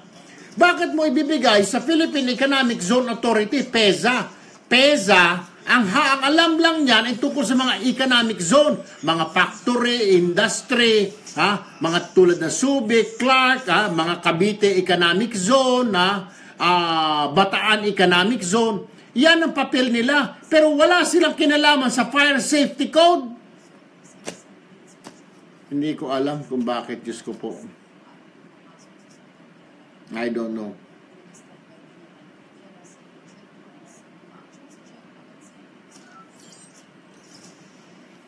Ay, nako. Hindi ko alam, Dels. I don't know what's happening. Siguro, kasalanan din natin o nalinlang tayo ng eleksyon. Bumoto tayo ng mga mambabatas na medyo mahina ang ulo. Magaling lang magsalita, pero pagdating sa mga ganitong sitwasyon, hindi na ginagamit ang ulo. Kaya nga po, nakaka-demoralize din, mga kapatid, na malaman mo na Binoto mo ito and then suddenly iba yung pinagsasabi. How can you, di ho ba? It's really I don't know. I don't know how you call this or what you call this, pero it's really painful, ha? Doon na lang, pero nakakainiso yung kanina nasasabihin niya na hindi ito rebellion, hindi invasion ang ginawa ng Maote. Ano? Diba? Ang daming namatay. Paano mo i-explica doon sa mga kaanak na namatay? O kaya kagaya dyan ngayon, ito rin, De Lima, ikaw naman, Senador De Lima, paano mo ngayon i-explica doon sa kamag-anak ng mga namatay dyan sa Resorts World? Ang tanong nila, bakit mo inalis sa Bureau of Fire ang inspeksyon, pag-implement ng Fire Safety Code? Bakit ibinigay mo sa PEZA? Anong dahilan? At yan din ang tatanungin ko mamaya. Kung ikaw ay nakikinig at alam ko makakarating sa iyo ito, Secretary Senator De Lima, bakit nga, Senadora? Bakit inalis mo sa Bureau of Fire Protection ang pag-iinspeksyon ng mga fire safety, pag-implement ng mga fire safety standards, fire code sa mga kasino at ibinigay mo sa PEZA? Bakit? Anong nakita mong dahilan? I do not see any logic. I do not see any reason why. And besides, PEZA does not have the authority or the right to implement fire codes in the country. I really do not understand. I really cannot understand.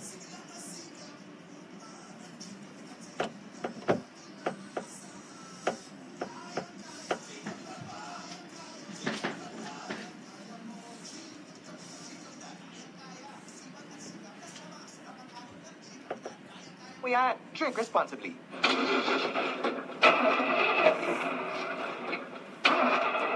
Ton, ganito ka ba? Bigo na. Bagay, pwede. Ito, Smartmatic ang nagpanalo sa kanila. Hindi naman talaga natin binoto yan. Food supplement for men. Masarap ang buhay. Ito ang arangkada na walang palya. Bravo ang Sino susunod? Available at Mercury Drug. Mahalagang paalala, ang Bravo ay hindi gamot at Pasensya na ho kayo mga kapatid. sa anumang uri ng sakit. Masarap ang buhay. Todo arangkada na walang palya. Bravo Food Supplement for Men. Good morning, Marvin Camacho. Mayong buntag, Deloy, Lisel. Good morning, Kirk Santa Maria. Sa alagang kapatid sa Radyo City. Good morning. M. Kuroki, good morning. Adonis Peralta. Kung tingin mo'y nalululong na ang iyong Ay, nako. buhay sa pagsusugal. Jackie La Madrid, good morning. Thank you. Gawin para maiwas natin sila sa anumang gulo. Abangan yan sa alagang Joe Pak. kasama sina Menchi Silvestre at Cheryl Corson. Nelson. Tuwing Huwebes, alas 11 ng umaga sa Radyo 5, 92.3 News. Yan na rin FM. Abraham. Piliin mo Evelyn Rama Cody. maging totoo. Maging malaya. Maging masaya. Watashiwa Janice. Owen Batasa. Mo. Isayaw mo. Marlene Noe. Isigaw mo! Telma San Jose. Kung ano ang gusto mo. Thank you, Dalia Manaka. Thank you. Dahil yan ang Danilo mahalaga. Nicolas. Piliin Nelly mo maging ikaw. Ads. Tanduay sila. Rio Angela. Hindi mahalaga ang sasabihin ng iba. Ang mahalaga, pinili mo kung ano ka. Tanduay Select. Drink responsibly. Nagbabalik ang paborito mong programa dito sa Radyo 5, 92.3 News FM. Tulfo. Punto Asintado. Alright mga kapatid, dire-diretso po tayo. Cambio po muna tayo at 9:12 a.m. Dito ho muna tayo sa nangyari po dyan sa Resorts World. Sinasabi po kasi ni Justice Secretary Vitaliano Aguirre, base po sa kanyang research, he found out na si Senadora Laila de Lima, nung siya ay Justice Secretary pa, inilipat pala yung responsibilidad mula sa Bureau of Fire, inilipat niya sa Philippine Economic Zone Authority ang pag-i-inspect, pag-i-implementa ng mga fire safety codes, fire standards, inilipat niya doon sa PEZA. Hindi naman po trabaho ng PEZA ito, ewan ko. Pero ongoing po ang investigasyon na yan, mga kapatid, makibalita ho tayo sa Senior Vice Chairman po ng House Defense Committee, At siya po ay miyembro ng Committee on Public Order and Safety na nag-iimbestiga ngayon dyan sa Resorts World Incident. Walang iba kundi si Congressman Rufy Biazon. Magandang umaga, Congressman Biazon, sir. Yes, magandang umaga, Erwin, at sa lahat ng mga tagapakinig, magandang umaga din. Sinusubaybayan ko po sa itong investigasyon ninyo at talaga na mga... wala ho talaga sigurong maibigay na magandang dahilan itong Resorts World. Talagang may lapses sila talaga doon sa seguridad. Sus Maria Josep, 38 people died. I mean, pang 38 yung suspect. Pero 37 na who just went there. Yung iba who went to work there. Yung iba who went to just have fun. Yung iba went there to eat sana. Sus Maria Josep, namatay na hindi walang kalaban-laban Kong. Do you think ito, sir, ay may iwasan na next time sa pamagitan ng paggawa ninyo ng mga batas dyan? I know this investigation will result in aid of legislation. Yes, tama, Erwin. Sa yung pagdinig namin kahapon, mahigit 10 oras yun, maraming aspeto ng insidente ang natingnan namin. Congressman na nagtanong, iba-ibang mga anggulo pero ang nakikita naman natin, meron ding mga hakbang na magagawa na para sa pamamagitan ng batas para maituwid at maiwasan yung mga ganitong insidente sa dating na panahon. Halimbawa, yung mga rules and regulations patungkol sa mga security agencies, mga safety procedures ng mga establishmento. Yes. At yung other government policies, At may nabanggit ka nga yung tungkol sa fire safety. Right. Na yun naman yung tinumbok ko na anggulo. Dahil medyo matagal na rin yung issue na tinutukoy ko dyan. At isang itong incident sa Resorts World, medyo nag-spark ng bagong interest. At lalong-lalo na may lumabas tawag ka nga ng Senate Ethics, Ivy. Observation ng ating Secretary of Justice tungkol sa isang opinion na ipinalabas nung nakaraang administration. Alright. So yun yung isa sa mga angulo natin. Tawag ka nga ng Senate Ethics o CP Mintel para question kayo Tiberos. Okay. Kung matanong ko lang ho, kasi may sinabi na nabasa nyo naman ho siguro, yung sinasabi ni Justice Secretary Aguirre na dapat masilip din at matanong si Senadora de Lima bakit inalis niya sa kamay ng Bureau of Fire at inilipat niya sa PEZA ang pag-implement ng mga fire safety code sa mga kasino.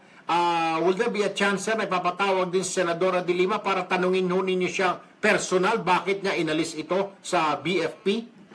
Well, una naman, para lang ilagay natin sa correct perspective, hindi naman niya actually inilipat. Hindi siya naglipat noong sabing function na yun. Alright. Bagaman ang ginawa niya, nag-issue siya ng opinion bilang Secretary of Justice. Dahil nung panahon na yon, ang Bureau of Fire, ikinigir nila na sila ang gagawa ng fire safety inspection ng Soler Casino. Tumanggi ang Soler dahil sinasabi nila na ang PEZA daw ang nangangasiwa sa kanila pagdating sa fire safety inspection. So nagkaroon ng kontrobersya. So dinulog ng Bureau of Fire sa Department of Justice para humingi ng legal opinion. Opinion lang naman yun, di naman siya ruling, so pwede rin naman. Right, pero the point, sir, is Kong, I am not a lawyer, I'm not a firefighter, kayo din ho, hindi ho kayo bihasa dyan, pero common sense will tell everybody, sino bang may otoridad when it comes to fire safety, fire inspection? Kaya nga po, malinaw na malinaw, Bureau of Fire Protection. It does not, doon po sa PEZA, may nakalagay ba? Philippine Economic Zone Authority. Wala pong nakalagay na Philippine Economic Fire Zone Authority. Wala pong PEFZA, Kong. Tama yun, That's the point that we are trying to drive at right now, Congressman Biazon, sir, because of the fact na opinion na son opinion, tama ho kayo, hindi ko pwedeng hindi i-implement, pero it leaves a bad taste and connotation, sir, na aalisin mo sa Bureau of Fire. What if maging president ito, susundan ng ibang mga companies, susundan ng ibang mga industries saying na based on the opinion of Justice Secretary before, of DOJ, na it cannot be limited only to BFP, the Fire Safety Code, inspection standards. Di po ba, Kong? Well, yan nga yung punto ng aking pagtatanong kahapon. Opo. Ang history kasi talaga niyan, even before the opinion of Secretary De Lima, Right. ang paninindigan ng PEZA ay nasa sa kanila ang kapangyarihan. Ang pinagbabatayan nila ay yung old PEZA law, yung lumang PEZA law. Kasi sa lumang PEZA law, binigyan sila ng kapangyarihan. Alright, sir. So, ang question natin ngayon dito, Kong. So, sino ang in charge dito sa Fire Safety Code ng Resorts World? Is it PEZA or is it BFP? Ako, ang paniniwala ko, ang Bureau of Fire ang merong authority. So ito nga, let me just go back to the history kasi kailangan yung history para maunawaan natin yung issue. Nung sa unang PEZA law kasi, binigay ang authority na yan sa PEZA. No, na lahat ng locators sa loob ng PEZA, sila ang nangangasiwa, including yung inspection ng compliance sa fire safety. Pero yung kasi, yung lumang batas. At nung mga panahon na yon, ang mga PEZA zones na tinatawag natin ay mga confined spaces gaya ng mga eco zone, mga factory places like yung gaya ng nasa Cavite, mga ganun lang dati ang PEZA. Eventually, nagkaroon ng kapangyarihan ng PEZA na mag-declare ng certain establishments as PEZA zones. So, halimbawa, yung Resorts World is a PEZA zone yan. Economic zone yan. Meron silang certain incentives. Pero ang paninindigan ko dyan, yung batas ng fire code natin, na bagong batas, na pinasa noong 2008, ay na-supersede na yung dating PEZA law na ipinasa noong 1998. Ang nangyari niyan, itong PEZA, ang inikit palagi nila yung batas nila na 1998. At somehow, hindi nabigyan ng pansin ito ng mga nakaraang mga panahon at administrasyon na kasanayan nitong PEZA na sila ang nag-enforce. Kaya nga to the point na ang Bureau of Fire ay nagrereklamo. Kami problema namin dito sa Muntinlupa yun kasi yung Bureau of Fire namin hindi pinapayagang mag-inspection ng mga PEZA zones dito. Alright. Kaya nga ginamit ko tong issue na to na ilabas ngayon. At yun nga, na-highlight natin na even yung opinion na ipinalabas noong 2014 ng Department of Justice ay sa aming pananaw mali yun. Kaya nung sa hearing kahapon, pinalabas ko yung issue na yan para i-point out na hindi tama yung pagbasa ng batas ng PEZA. Yun yung medyo nagkaroon kami ng debate nung yung head ng PEZA kahapon. At pinoint out ko nga sa kanya na lumang batas yung pinagbabasihan nila at mas bagong batas yung fire code na nagsasabing yung Bureau of Fire and may authority. Alright. So yun dapat malinaw, maging output din ng aming committee na mailinaw na ang sinasabi ng batas, Bureau of Fire talaga. Alright. Dahil ang problema niyan ngayon, itong mga nag-ooperate ngayon na hindi sila nagpa-inspect sa Bureau of Fire, baka they are operating without a valid fire safety inspection. Alright. A certificate. No? Alright. Congressman Rufy Biazon, maraming salamat, sir. Magandang umaga po. Maraming salamat din, Erwin. Basta magandang umaga sa inyo lahat. Well, sinasabi ni Congressman, isa po isa sa mga miyembro ng Committee on Public Order and Safety na nag-iimbestiga dyan po sa Resorts World. Ang hindi ko lang po ang gusto, na ang sinasabi niya ay ito ay opinion ni dating Justice Secretary De Lima. And I'm sorry po mga kapatid, panahon nga pala ni Pinoy nung yan ay maging Bureau of Customs Commissioner.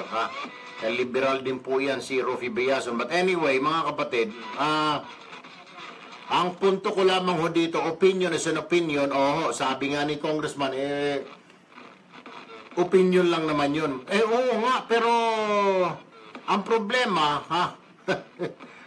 kahit na opinion na, nakapaglabas ka na ng opinion mo at ideya mo, pero ang lumalabas na sinasabi mo na hindi dapat sa Bureau of Fire, kaya nga tinawag na Bureau of Fire Protection, kasi nga, trabaho nila, but anything that has something to do with fire, prevention, protection, safety, inspection, kaya nga may fire yung kanilang agency, Hindi mo sasabihin PEZA yan. Yang PEZA siguro na limtek na PEZA na yan, kwarta lang ang hinahanap ng mga hinayupak na yan. At saka paano namang PEZA ang hahawak? Bakit? Yung Soler Casino ba na yung mga casino ba yan? Nasa economic zone ba? Nasa Clark ba yan? Nasa Subic ba yan?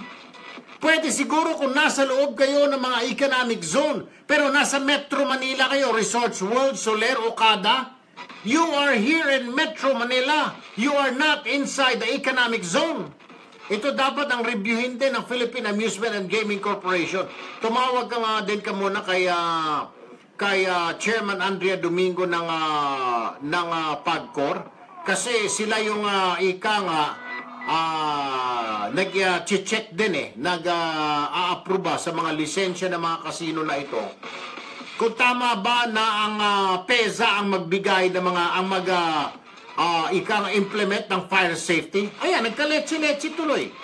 Yan ang reaksyon, yan ang dahilan. PEZA ang may hawak. O nasaan ang PEZA ngayon? Sige nga. Paano natin i-explika doon sa namatay, sa kamag-anak ng 37 na namatay? PEZA po yung nag-inspeksyon dyan. How can you tell them? Sasabihin nila, bakit PEZA? Di po ba dapat Bureau of Fire? Exactly. Kahit ako din po, yun ay tatanong ko Di ba? Why do we have, why is it PEZA allowed to take over, to do the fire safety inspection, fire code, etc.? Hindi naman po trabaho ng PEZA po yun, mga kapatid. Trabaho po yun ng Bureau of Fire Protection. Ewan ko, mga kapatid. Hindi ko talaga maintindihan. Ay sinasabi nga But anyway, ang punto lamang ho natin dito, dapat matanong din ito si Senadora De Lima, anong napasok sa kanyang kukote at sasabihin niyang sa PEZA nga ang mga pagdating sa pag-implement ng mga fire safety, fire inspection, fire code, dapat PEZA. Paano naging PEZA yan, Senadora? Yan po nasa labas ng economic zone ang mga lintik na kasino na yan, Yang mga binabanggit na kasino. Kung nasa loob sila ng Clark o Subic, pwede. Pero nasa labas yan nandiyan sa reclamation area. Ang reclamation area ba? Economic zone? Is it?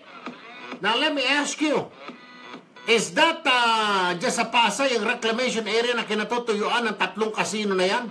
Is that economic zone? Kung economic zone, then walang tayong pag-uusapan. Joseph. Tama Rosa Villa. Kaya nga sinabing Bureau of Fire yan dapat sa kanila lahat. Anything that has something to do with the fire, something to do with fire, it should be the Bureau of Fire. Ang PEZA, mga economic, import, export, processing, manufacturing, faktorya. Lagayan ng faktorya ang PEZA. Sila mga mahala doon. Wala pa ba IB? Parang isang piraso lang nakausap natin, 2 lang. Wala na tayong makakausap. Anyway, 9:26 in the morning, mga kapatid. Sandali lang. Break lang ho muna tayo. Dahil kailan nahihirapan. Time check na tayo, engineer. Oo. Para pasok tayo na 9:30 habang hinahanap nila IB itong mga tao. Diyan lamang ho kayo, mga kapatid. Sandali lamang po.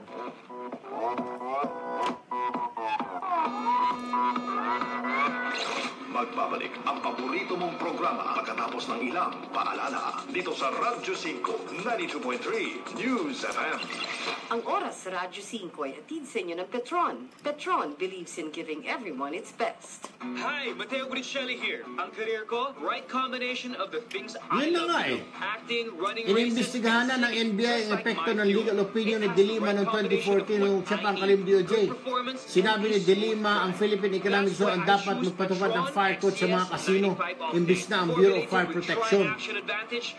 Walang kakayahan ng PEZA na ipatupad ang fire code. Maaaring maharap sa kasong paglabag sa anti-graft and corrupt practices si De Lima. Kapag napatunayan walang BFP certification ang hotel casino dahil sa kanyang legal opinion, patay tayo dyan. Patay dyan si De Lima. Diba? Huwag bibitiw, magbabalik agad ang paborito mong programa pagkatapos ng aksyon, news update mula sa Radyo 5 92.3 News FM. Radyo 5 92.3 News FM. Balita. Sa Philippine Economic Zone Authority po. Ang oras 9:27 ng umaga. Narito Nandyan lang, nandyan lang yung hustisya. The point is, may mga tao lang talaga na mga ogag at mga pulpul. ni MMDA Chairman Nabiro mo, hanggang sa taas pala may mga pulpul na mga opisyal. Hanggang sa Senado, meron tayong mga pulpul na opisyal. So what in the fuck? Anong mangyayari sa ating bayan? Mga gumagawa ng batas natin, merong ilan na mahihina ang ulo. Anong aasahan mo dyan? Kung gano'n, maglagay ka na ng ilang buwang siguro dyan. Na mga sinto-sinto. Standard Time, 9:27 ng umaga. Gusto po. At yan ang balita mula sa Radyo 5. Exactly, Rovic. PEZA, Philippine Economic Zone Authority, anong alam niya? Aksyon. Pag walang fire safety code itong Resorts World, ito talagang dapat sa inyo ng Tanduay. Ay, sila na nanalo, engineer. Maging ikaw. Piliin mong maging bukas. Maging totoo. Engineer. Maging sila na nanalo. Maging masaya. Pakita mo. Ikanta mo. Isayaw mo. Ipagmalaki mo. Isigaw mo! Kung ano ang gusto mo. Ha? Piliin mo kung ano ka. Dahil yan ang mahalaga. Piliin mong maging ikaw. Tanduay Select. Hindi mahalaga ang sasabihin ng iba. Ang mahalaga, pinili mo kung ano ka. Tanduay Select. Drink responsibly.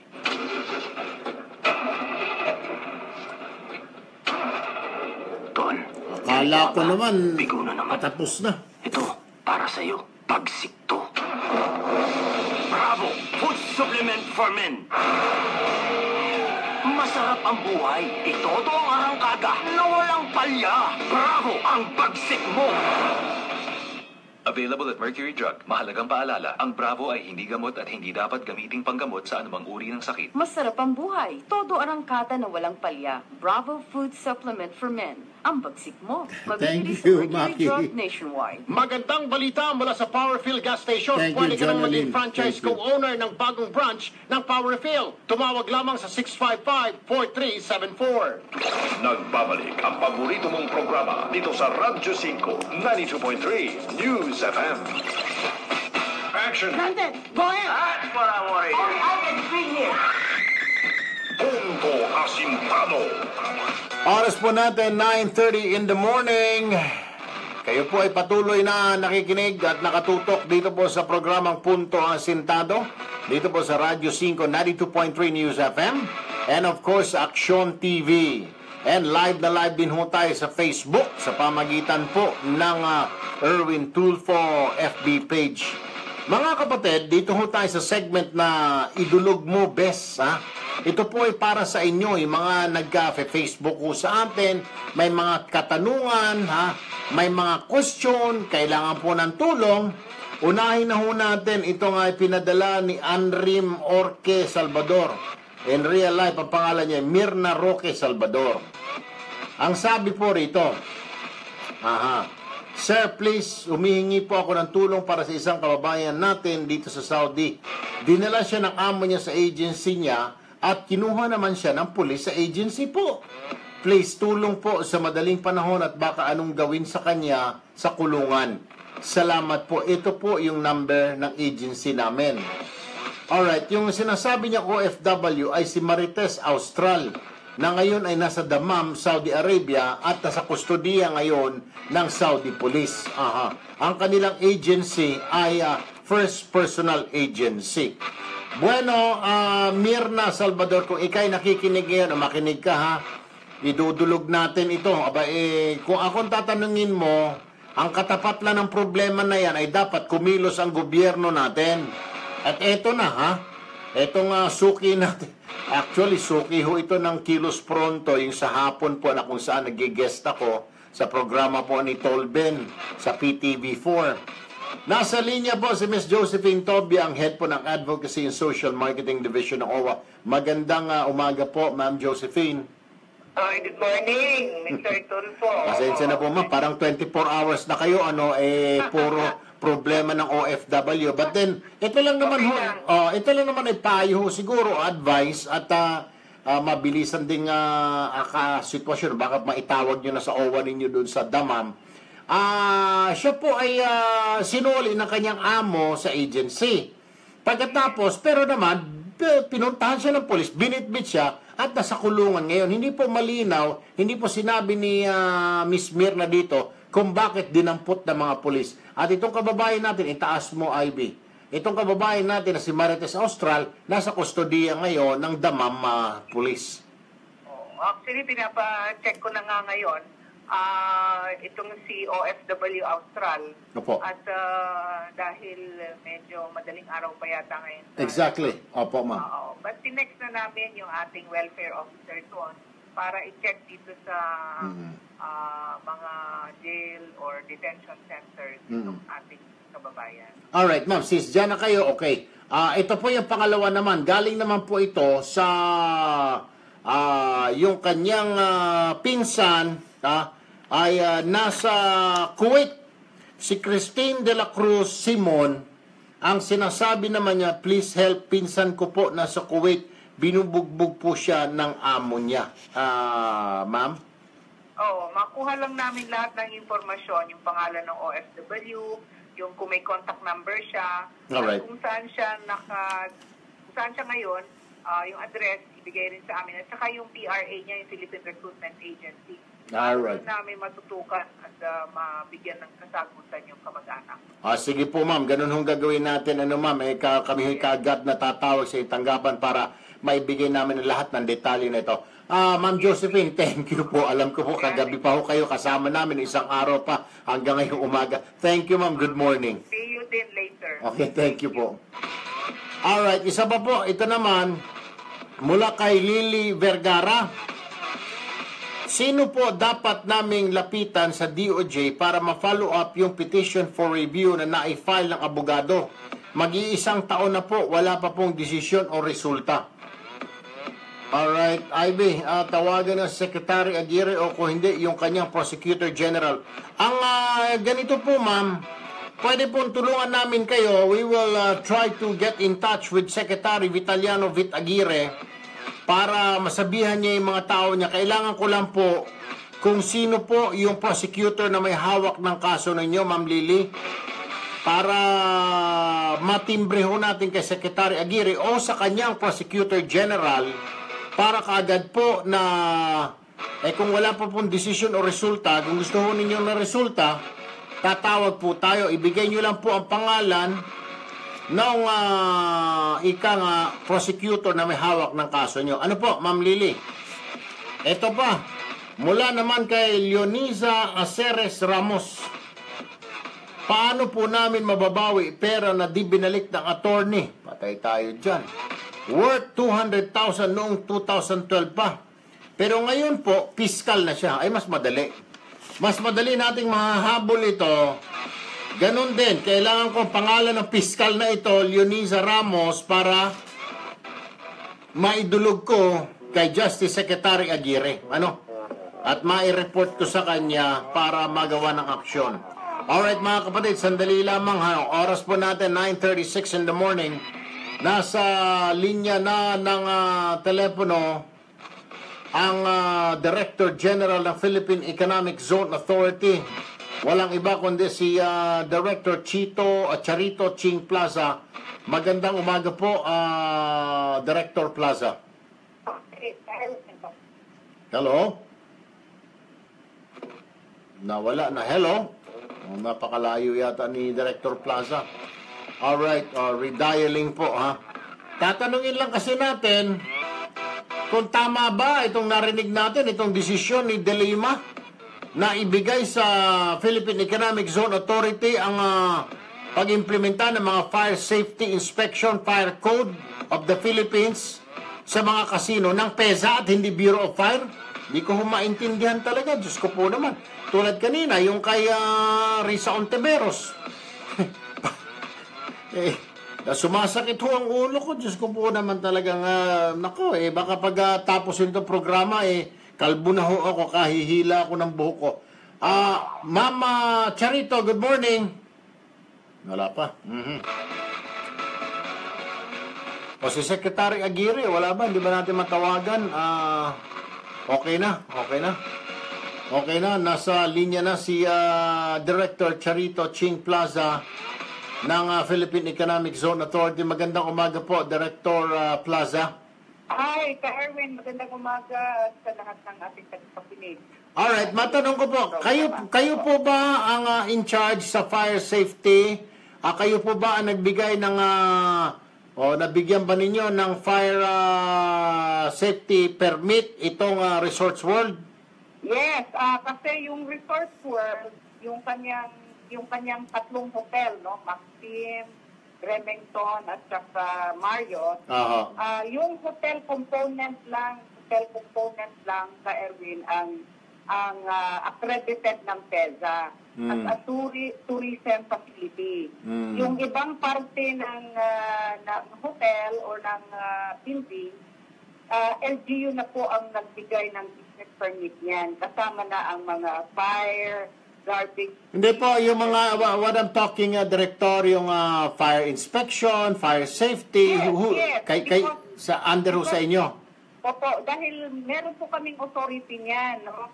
Nasa batas po ng TESA, nagsimula ang TESA sa EPSA noong panahon ni Pangulong Marcos, no? Yung Export Processing Zone Authority. So lahat ng powers ng EPSA ay pinasa sa TESA nung nagawa ang batas ng TESA noong 1995. So kasama na dito yung authority sa National Building Code. Alright. Okay, ma'am. Alright, para mababilisan lang ho tayo, my next question, Director, is ano po ang assessment po ninyo yung nangyari sa Resorts World? Bakit parang, ang tanong nga po ni Presidente dito, kulang ba yung mga fire exits? Anong Hindi nangyari? Po. Hindi po. Hindi kulang. Ang TESA po ay nung dinisign pa yung mga hotels o yung buildings, from architectural to construction, ay tinignan na po namin ang kanilang mga disenyo, kung ano yung mga exits at saka lahat ng mga requirements under the Fire Safety Code, no? Complied po lahat ang Resorts World. Resorts World. Ma'am, Complied po sila lahat. Director. Ituloy po muna. Sige, okay. Bawat taon po, ay ini-inspect namin yan. Ini-inspect namin yung compliance and then we issue certificate of compliance every year. And then we also require them twice a year magkaroon ng fire, earthquake, safety drill. May certificate din yan sila.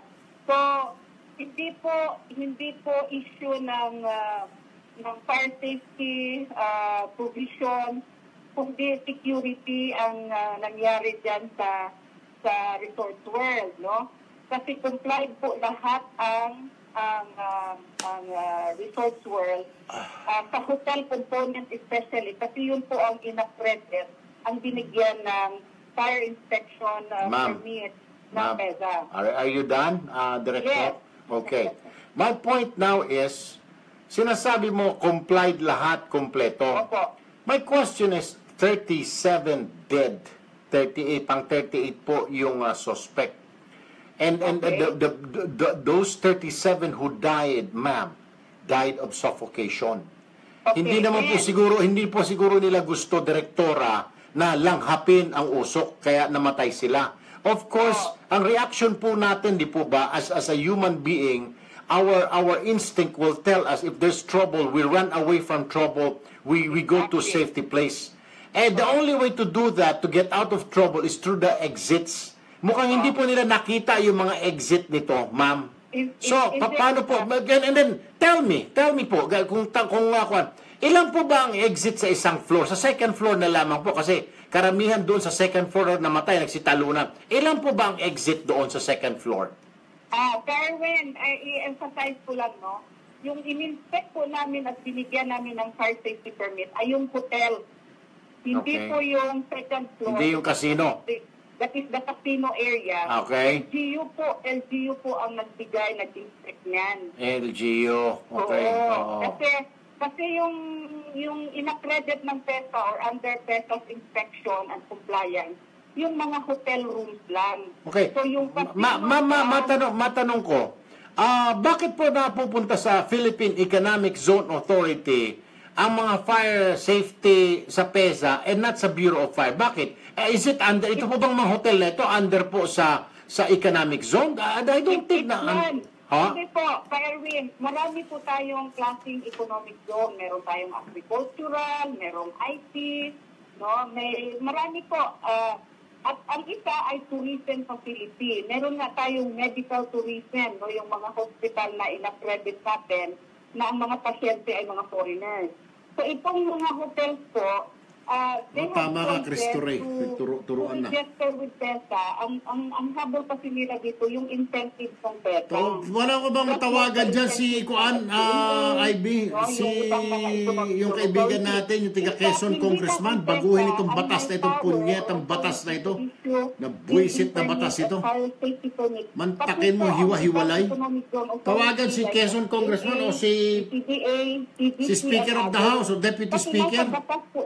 Katarantaduhan itong putang inang batas na itong demonyo na batas na ito. Itong economic zone natin, kailangan hiwa-hiwalay. Yung lupa, fire safety, PEZA, EZA, kung anong KEZA, keso, leche. Kung nasaan yung mga hotel, nasaan yung mga IT or DPOs or call centers. Usually, Erwin, itong mga vertical economic zones natin, nagiging mixed use. So, kami po sa resource world, mixed use yan, hindi lang exclusive sa hotel. Alright. Tawagan si Kuan din, yung Pasay Local Government.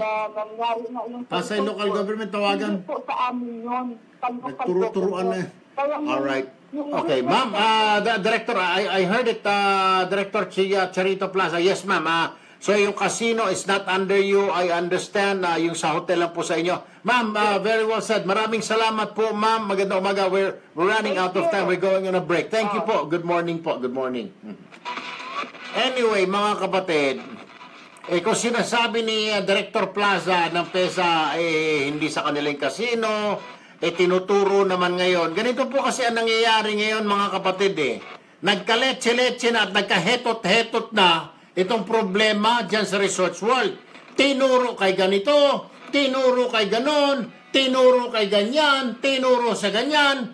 Pag mukat-mukat ho natin, wala pong mananagot dyan. Maniwala kayo. Sa dami ng turo-turuan, tinuro yung security sabi, wala kaming alam dyan. Sunog naman, namatay sa suffocation yan. Bureau of Fire, si Bureau of Fire, hindi kami dyan, hindi kami nag-inspection dyan. Yung PEZA, ang PEZA naman, hindi kami dyan. Ito, local government. Alam mo itong local government, baka mamaya, ang masisisi pa yung mga namatay. Bakit sila pumunta roon?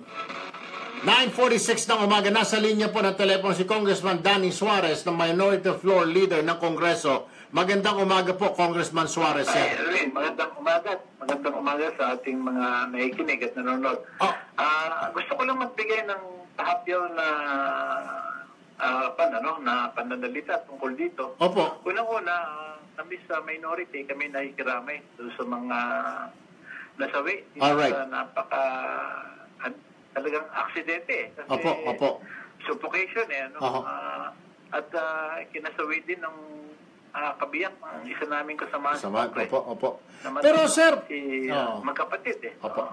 Ang punto ko lamang, sir, ngayon nagtuturo-turoan na itong mga hinayupak na mga lintik na mga dapat managot dito, mga Bureau of Fire, mga PEZA, SESA, kung sino-sino may mga demonyo na yan, mga local government na ngayon.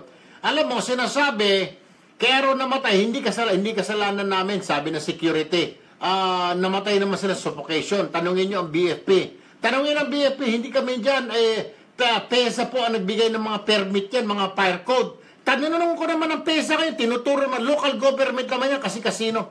Sir, ang tanong ko dyan, bakit hindi Bureau of Fire? Akala ko ba, ever since lahat tayo alam natin, if it has something to do with fire, SESA, COSA, PESO, KESO, kung ano pa yung lintik na so na yan o sana yan, Bureau of Fire na may hawak niyan, basta fire. Hindi pala, may PEZA na may hawak, may local government na may hawak. Let me clarify this, Erin. May ang resort board is under PEZA. Correct, sir. Pero ang sinasabi, I understand, nandun na po ako. Position Sir.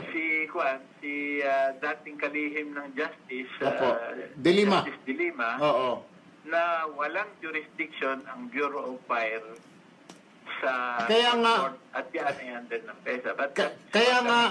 Kaya nga po kami tumatawag at humingi ng tulong, baka pwede pong rebisahin ang batas na ito na sabog-sabog, watak-watak, para isa na lamang, kay ano pa man siya dyan, kay under sa casino, under siya sa kung ano ba dyan, basta, hiwa-hiwalay sir. Kaya ngayon, tingnan mo, ngayon, mabuti, ngayon, gusto kong sabihin na this was a blessing in disguise. Nalaman natin na may problema sa mga batas natin. Kagaya niyan, casino pero PESA ang may hawak, hindi Bureau of Fire pagdating sa sunog. Ngayon, nalaman din natin kung gaano kahanda ang otoridad natin na kung umatake ang terorista rito sa ating bayan, kung prepared ba ang Metro Manila, hindi rin. So, it is something like a blessing in disguise, itong Resorts World. Pero I don't want to call it that way dahil 38 ang namatay.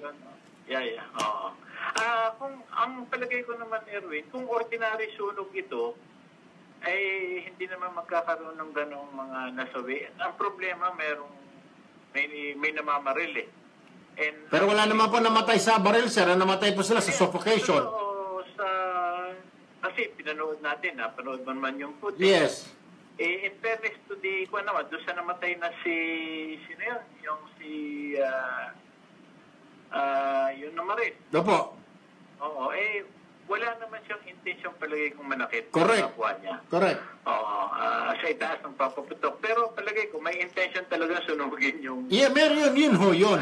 Kaya nga, ang maganda siguro dito, sir, it's high time na silipin ulit ng Kongreso natin, balikan, ipag-isa na lang yung mga fire na yan, hindi na ibigay sa PESA, hindi ibigay sa local government, kundi Bureau of Fire na lang talaga ang hahawak. The supreme jurisdiction of responsibility on fire and related issue should be under the BFD. Ayun, yun po yung sinasabi ko.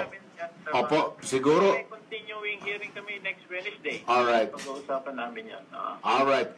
Maraming salamat po, Congressman Danny Suarez, Minority Floor Leader ng Kongreso. Di ho ba, mga kapatid, malinaw pa sa sikat ng araw. Ano pa magiging saysay ng Bureau of Fire Protection para magpatay lang ng sunog? Dapat kung Bureau of Fire Protection ka, anything that has to deal with fire, sunog, Bureau of Fire, di ho ba? Inspection, kahit ano pa siya dyan, hotel pa siya dyan, cinema, istasyon ng radyo, telebisyon, dyaryo, restaurant, kubeta, kasillas, pagbasta about safety, sunog, Bureau of Fire. Hindi yung mga PESA, hindi yung mga SESA, TESA, KESA, LESA, KALESA, lintik na mga, kung sino man nakaisip sa iyo, mga pulpul kayo, isang damukal pa kayo mga pulpul. Pinapagulo lang lalo lang gumugulo yung bayan natin.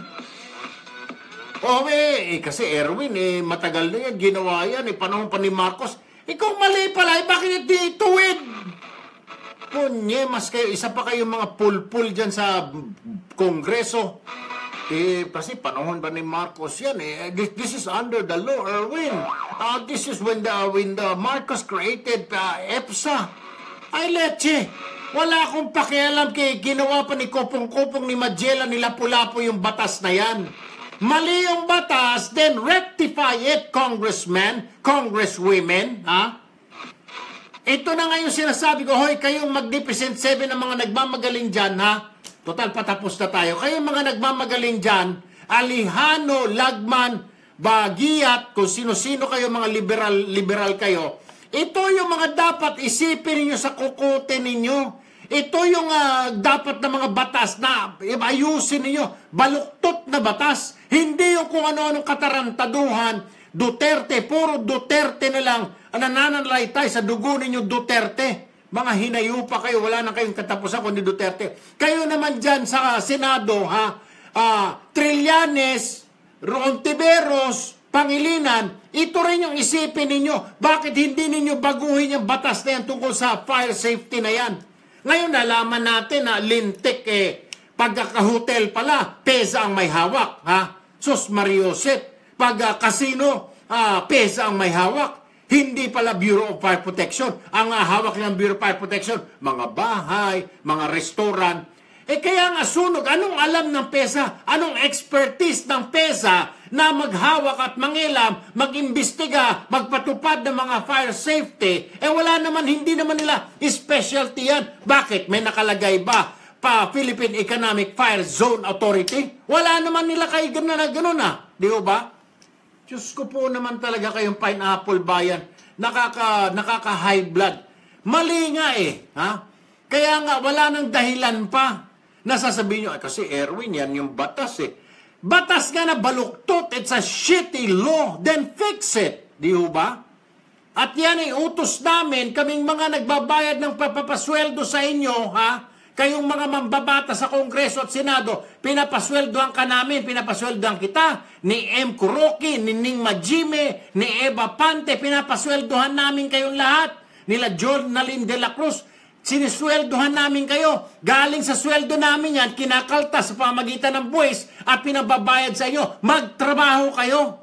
Ngayon, sinasabi namin, mali ang batas na yan. Bakit pag hiwa-hiwalin ninyo yung mga fire safety na yan? Bureau of Fire ang gagawa nito. PESA ang gagawa nito. Local government ang mag-i-inspeksyon ng gano'n. Bullshit! Bakit hindi nalang pag-isahin ninyo yung batas na yan?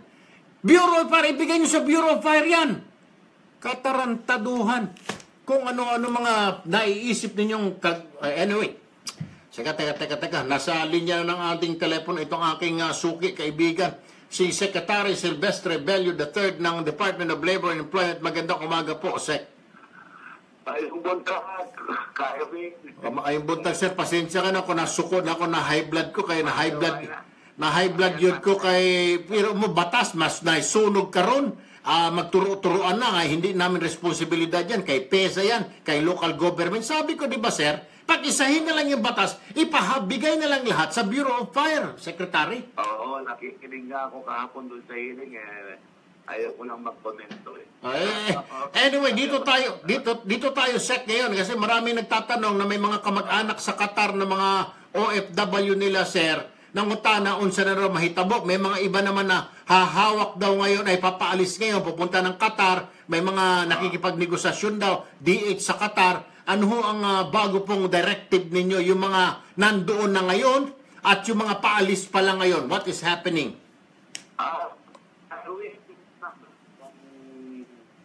Decision ng Crisis Committee kahapon ay isip natin yung suspension, yung temporary suspension on the deployment of OFW doon lamang sa mga balik manggagawa. Ito yung kaya rin yung mga nandun na nagtatrabaho, nagbakasyon lang, ngayon papalik na sila. So pwede sila bumalik? Pwede na. Okay. Pwede na po. Alright. Pwede. At saka meron din yung mga natanggap ng OEC, yung Employment Certificate. Ibig sabihin, qualified na yan. Pwede na rin sila tumakas. Pero yung mga nag-a-apply pala ngayon, sabi may mga job opening sa Qatar, driver, domestic helper, cook, hindi pwede. Hindi mo yung mag-a-apply pa lang. Tingnan mo natin kung anong develop. Okay. Priapa naman, tumatanggap assessment natin sa at saka ang Department of Foreign Affairs. Pero hintayin natin ang advice nila. Pero kung the situation will worsen, nakahanda naman po ang DFA at saka Department of Labor para evacuate mga Pilipino kababayan natin to safety. So, na contingency plan dyan ka Erwin. Handa na ang ating labor agency in coordination with the Department of Foreign Affairs. Alright. Very well said. At least, napanatag yung loob ko doon, Secretary Bello. Daghang salamat din tawon, sir. Bayong buntag. Mabuti, mabuhay po kayo. Mabuhay po din kayo. Ayan mga kapatid, linawin po natin. Yung mga nagbakasyon lang galing Qatar, pwedeng bumalik. Yung may mga OEC na overseas employment, at saka may kontrata na pwedeng umalis.